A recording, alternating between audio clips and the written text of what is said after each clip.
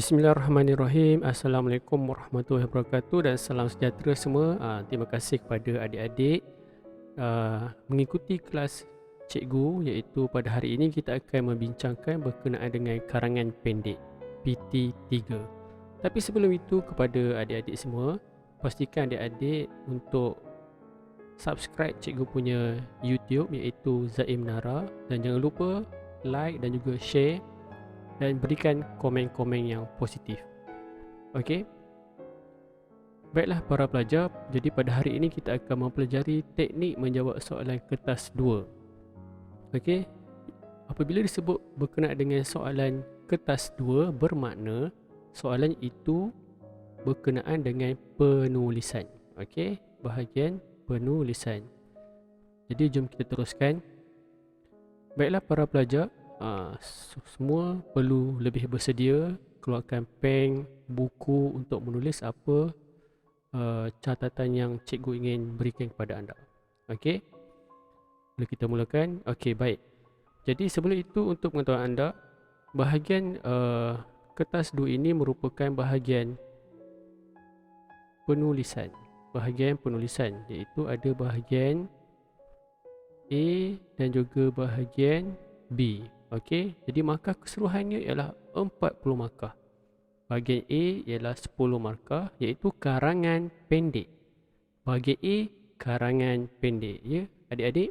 Dan juga bahagian B membawa markah sebanyak 30 markah iaitu karangan respon terbuka. Okey.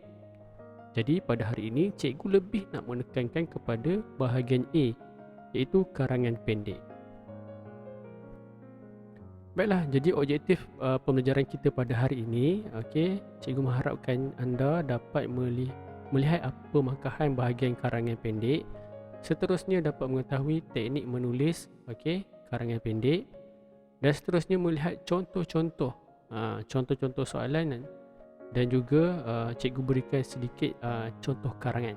Okey, melihat contoh penulisan penulisan contoh. Okey, jom kita teruskan. Okey, jom mari kita baca perinciannya. Bahagian A karangan pendek membawa markah sebanyak 10 markah. Besar tu, ya. Baik, memeriksa karangan secara holistik dengan berpandukan kriteria yang ditetapkan. Calon mestilah menggunakan idea daripada bahan rangsangan. Bermakna sudah ada bahan rangsangan dan pelajar perlu mencari idea dalam bahan rangsangan tersebut untuk menulis karangan pendek. Karangan yang kurang daripada 50 patah perkataan akan diperiksa seperti biasa oleh pemeriksa. Namun demikian, markah keseluruhan akan terjejas disebabkan calon tidak dapat memenuhi kehendak soalan, iaitu karangan perlu ditulis, yang ini paling penting, antara 50 hingga 80 patah perkataan. Okey, 50 hingga 80 patah perkataan. Jangan tulis 50 patah ke bawah. Okey. Bahasa dinilai secara tanggapan impression berdasarkan kriteria. Okey, pemeriksa diminta menanda kesalahan bahasa seperti biasa. Jika cikgu jumpa kesalahan ejaan, cikgu akan garis. Okey, mungkin markah akan ditolak. Peringkatkan markah calon berdasarkan kriteria di bawah. Okey. Baik. Kriterianya ialah seperti ini. Okey, ada beberapa peringkat. Okey, peringkat cemerlang, baik, penguasaan minimum dan tidak mencapai tahap penguasaan minimum. Jadi kita kena pastikan karangan kita berada di cemerlang, iaitu markahnya dalam 8 hingga 10 markah. Okey, kita teruskan. Kriteria menilai kemahiran menulis berdasarkan karangan pendek ini. Okey, jadi ada dua di sini, dari segi bahasa dan juga idea. Bahasa dan juga idea. Baik. Kegramatisan berdasarkan kata, morfologi dan juga ayat. Okey, maknanya kita tulis ayat tu mestilah berdasarkan ayat yang gramatik, ada subjek dan juga predikat, tidak tergantung dan juga boleh difahami. Yang seterusnya dari segi ejaan dan juga tanda baca. Kena betul lah, nokta, koma, huruf besar, huruf kecil, semua kita kena betul. Dan kosakata yang kita gunakannya tepat. Okey. Idea, isi-isi, maknanya kita kena pastikan isi kita nak tulis tu mestilah diambil daripada bahan rangsangan. Okey, huraian isi. Okey, seterusnya mari kita lihat. Baik, kalau ikutkan cikgu ada banyak peringkat cikgu tunjuk sampai paling bawah, tidak memuaskan. Tapi cikgu lebih nak menekankan kepada cemerlang. Apa yang ada dalam cemerlang ini? Karangan pendek yang cemerlang ini yang membawa markah sebanyak 8 hingga 10 markah ini. Jadi ada dua, idea dan juga bahasa. Jom kita tengok idea. Idea relevant dengan tugasan. Maknanya idea dengan bahan rangsangan tu menjawablah soalannya. Okey, huraian idea mestilah jelas dan juga menarik. Jelas dan menarik. Okey, dari segi bahasa, ayat mesti gramatik. Bila sebut gramatik ni mestilah subjek dan juga predikat. Ada kepala, ada badannya. Okey. Kosakata luas dan tepat. Okey, ejaan, tanda baca betul. Penanda wacana yang betul. Penanda wacana apa dia antara lainnya?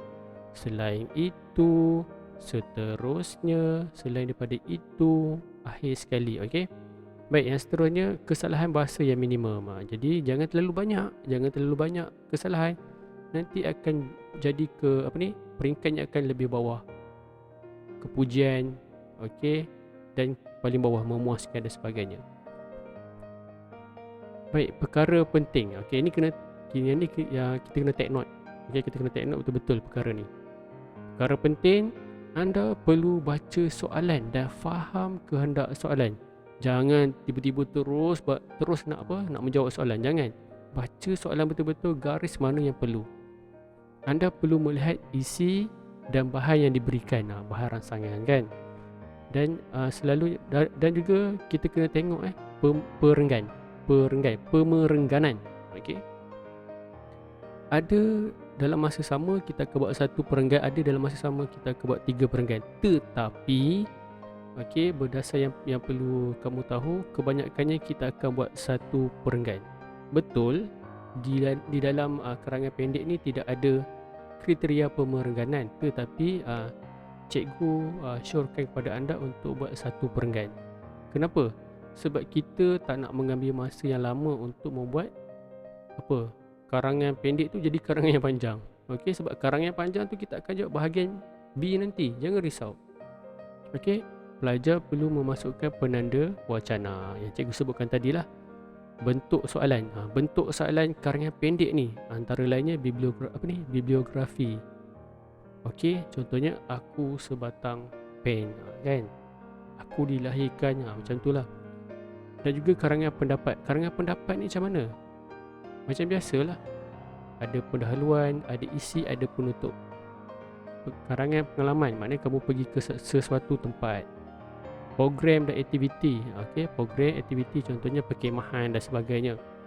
Sambung perkataan, bermakna dalam soalan tu ada perkataan, contohnya sebanyak 12. Jadi kamu kena pastikan 12 perkataan itu dimasukkan dalam ayat. Okey. Tulis antara 5 hingga 7.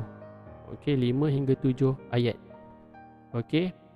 Mungkin kamu boleh buat 5 ayat ataupun 7 ayat. Semuanya bergantung kepada apa dia? Jumlah patah perkataan antara 50 hingga 80 patah perkataan. Okey, penanda wacana disebutkan tadi. Susunan dan aturan. Susunan dan aturan tu kena tepat. Okey, kita kena tengok perkataan-perkataan tu kita susun dengan elok, dengan baiknya. Yang mana yang lebih penting di atas, yang mana yang lebih logik di atas. Okey. Dan seterusnya ada pendahuluan, ada isi, ada penutup. Yang ini lebih kepada karangan pendapat. Dan paling penting jumlah patah perkataan. Okey. Kamu dah tulis panjang-panjang lebar, panjang-panjang. Lepas tu jangan lupa tulis jumlah patah perkataan kat situ. Okey. Baik. Kita terus kepada bentuk soalan dan juga contoh eseinya. Okey. Baik. Jadi untuk pengetahuan anda, cikgu menggunakan beberapa buku, antaranya buku yang ini, okey, dan juga buku yang ini, Kamu bolehlah tengok di pasaran, cikgu-cikgu yang lain pun banyak menggunakan penerbit-penerbit buku kan. Jadi gunalah yang mana yang elok, kita belajar. Yang penting kita belajar dan kita faham. Okey. Berdasarkan maklumat yang disediakan, tulis sebuah karangan pendek yang panjangnya antara 50 hingga 80 patah perkataan. Perkataan ini sentiasa ada, iaitu 50 hingga 80 patah perkataan. Jika dahulu lebih daripada 80 patah perkataan tu tak apa. Tapi tahun ini atau tahun yang seterusnya kita tak tahu. Jadi kita kena jaga jumlah patah perkataan supaya tidak melebihi. Okey, boleh faham? Okey, ini adalah bahan rangsangan. Bahan rangsangan. Program jogging. Ini berkenaan dengan program. Program jogging merdeka. Ini ada dia punya isinya. Ada isi. Isi yang kamu nampak kat sini, kamu kena masukkan semuanya. Kamu kena masukkan, maknanya kamu bina ayat. Kat bawah ni ada contoh karangan dia kan. Jadi kamu kena masuk semua perkataan-perkataan ini di dalam karangan pendek kamu. Okey. Jadi selalunya perkataan program, okey, yang ni dinamakan sebagai tema lah. Sebagai tema program jogging merdeka. Maknanya ayat pertama mestilah ada perkataan program jogging merdeka. Program jogging merdeka kat sini. Ni contoh kat bawah dia. Okey, kamu tulislah 5 ayat ataupun jangan lebih 7 ayat. Okey. Di bawah ini tulislah jumlah patah perkataan. Okey, jumlah patah perkataan. Kalau kamu tengok sini ada penanda wacana. Sehubungan dengan itu, nampak penanda wacananya. Di samping, okey. Tambahan pula, okey. Untuk menyambungkan ayat. Okey. Yang ini berbentuk apa? Program dan ni ada cerita. Pada Ahad ini, program jogging merdeka akan diadakan di Padang Kompleks Maju Jaya. Okey. Sehubungan dengan itu, orang ramai dijemput hadir untuk sama-sama memeriahkan program tersebut. Okey. Maknanya dalam masa kamu nak ambil perkataan ini, kamu kena bina ayatnya. Bina perkataan untuk menjadi ayat yang lebih gramatis. Kamu masukkan dalam ni. Susun elok-elok. Pastikan semua ayat, semua perkataan ini kamu letakkannya di dalam karangan ini. Dan pemeriksa akan menanda perkataan yang kamu masukkan. Contohnya, orang ramai dijemput hadir. Okey. Orang ramai dijemput hadir maknanya dia akan cari kat dalam ni dan akan akan tanda macam tu. Setiap perkataan-perkataan yang ada dalam ni. Yang ada dalam ni, maknanya pemeriksa akan cari kat dalam ni dan dia akan tanda perkataan di mana. Kalau kat sini ada 1, 2, 3, 4, 5, 6, 7. Kalau ada 7 perkataan kat sini, ada 7 perkataan, bermakna pemeriksa akan cari kat dalam ni. Dia akan tanda-tanda red. 7, 1, 2, 3, 4. Dia cari 5, 6, 7. Bermakna karangan itu memang karangan cemerlang. Jadi kita tengok dari segi bahasanya pula. Macam itulah pemeriksa nak menanda. Okey, kita teruskan lagi. Ini contoh yang kedua, bentuk soalan karangan pendek yang kamu akan jumpa. Okey, macam biasa berdasarkan maklumat yang disediakan, tulis sebuah karangan pendek panjangnya 50 hingga 80 patah perkataan. Ada tema kat sini kan, amalan untuk kesihatan. Ini contoh karangan ni.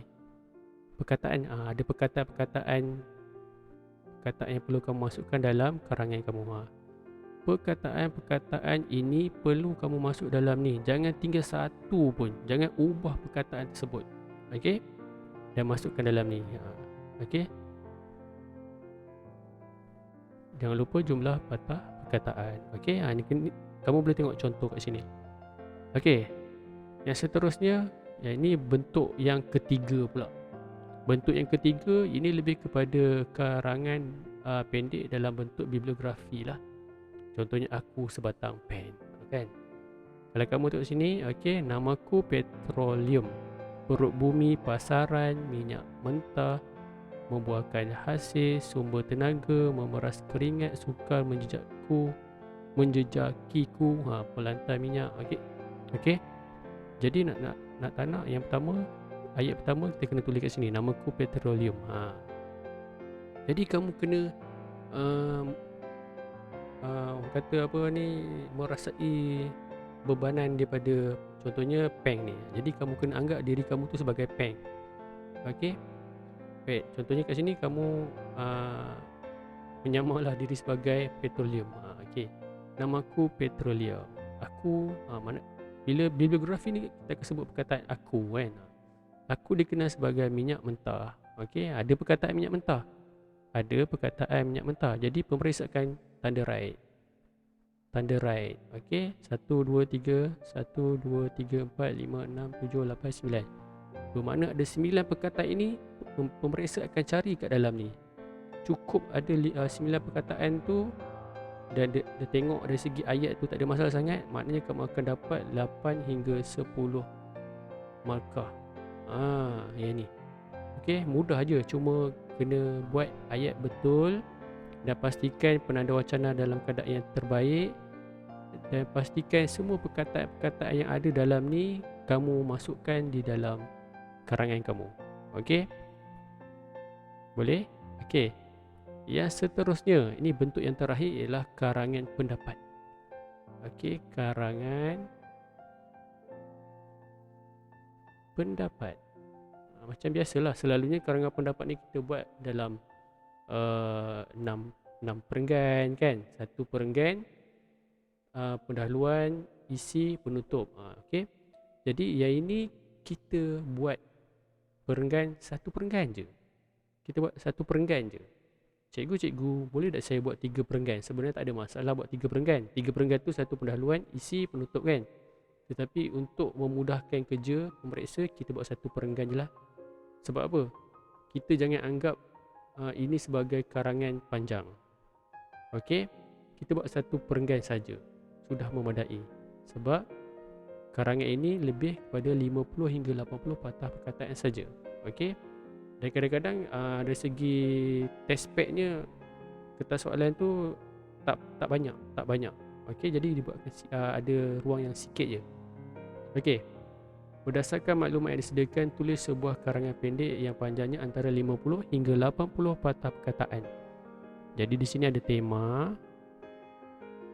Okey, panduan keselamatan apabila tiba musim banjir. Okey.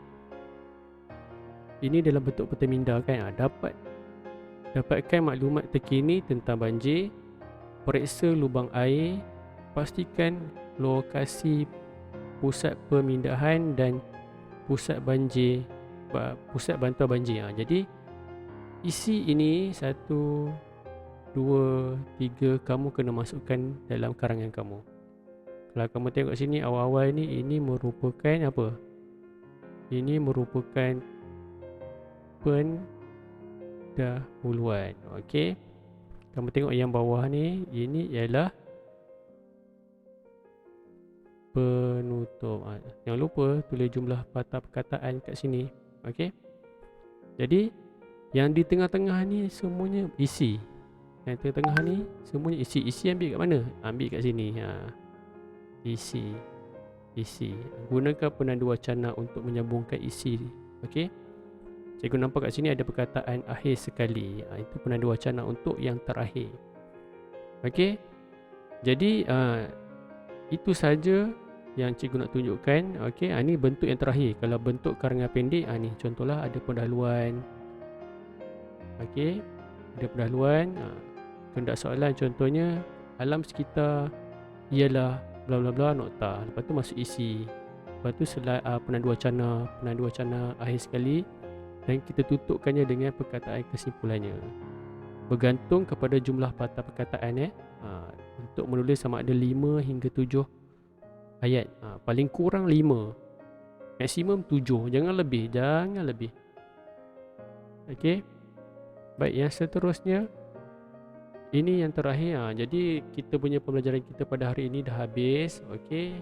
Iaitu kita melihat sedikit macam mana kita nak tengok pemakahan bahagian karangan pendek. Seterusnya nak tahu sedikit teknik menulis. Teknik menulis karangan pendek macam mana. Dan anda sudah melihat juga contoh-contoh soalan dan juga contoh penulisan karangan yang cemerlang dalam PowerPoint yang cikgu tunjuk ni. Jadi para pelajar, itu saja untuk hari ini. Dari segi kuliah cikgu yang sangat cepat, okey. Dan jangan lupa untuk menjawab soalan yang cikgu bekalkan. Okey, jadi itu saja untuk hari ini. Terima kasih cikgu ucapkan. Okey, jangan lupa subscribe cikgu punya YouTube dan juga like, share, komen yang positif. Okey, jika ilmu yang cikgu tunjukkan ini bermanfaat.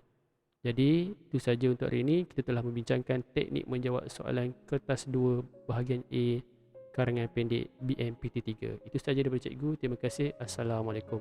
Bye.